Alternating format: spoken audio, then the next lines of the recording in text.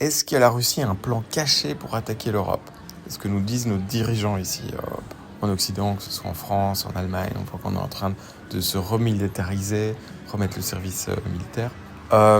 Voyons un petit peu les choses concrètement. Quel serait l'intérêt de la Russie d'attaquer l'Europe? Attaquer l'Europe, c'est quand même, au niveau du budget de la défense, si on prend simplement l'armée française et britannique, même en enlevant les Britanniques, on prend les armées européennes, ben c'est bien plus que le PIB de la Russie dans sa défense. Donc en fait, elle aurait du mal, il faudrait qu'elle occupe le territoire. Et pourquoi? Parce que la principale richesse de l'Europe, ben, c'est ses habitants. C'est son savoir-faire, c'est son tissu industriel, éventuellement, ses technologies.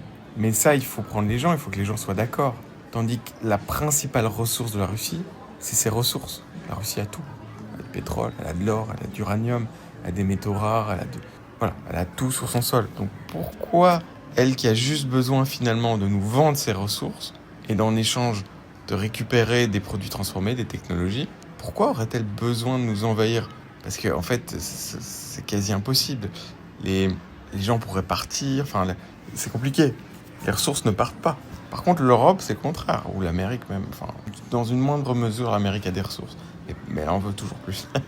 Donc voilà, ça, je pense que tout le monde est d'accord là-dessus. Euh, du coup, les Européens, eux, ont des technologies, d'une industrie, et ils n'ont pas de ressources. Du coup, ça pourrait être intéressant.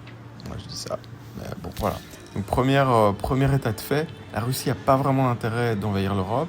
L'Europe, l'Amérique, aurait intérêt à mettre la main sur certaines ressources russes qui sont intéressantes. Et puis dans la guerre avec la Chine, on sait que la Chine est la Russie maintenant est un allié de la Chine. C'est plus la Chine qui est un allié de la Russie. C'est la Chine qui est maintenant plus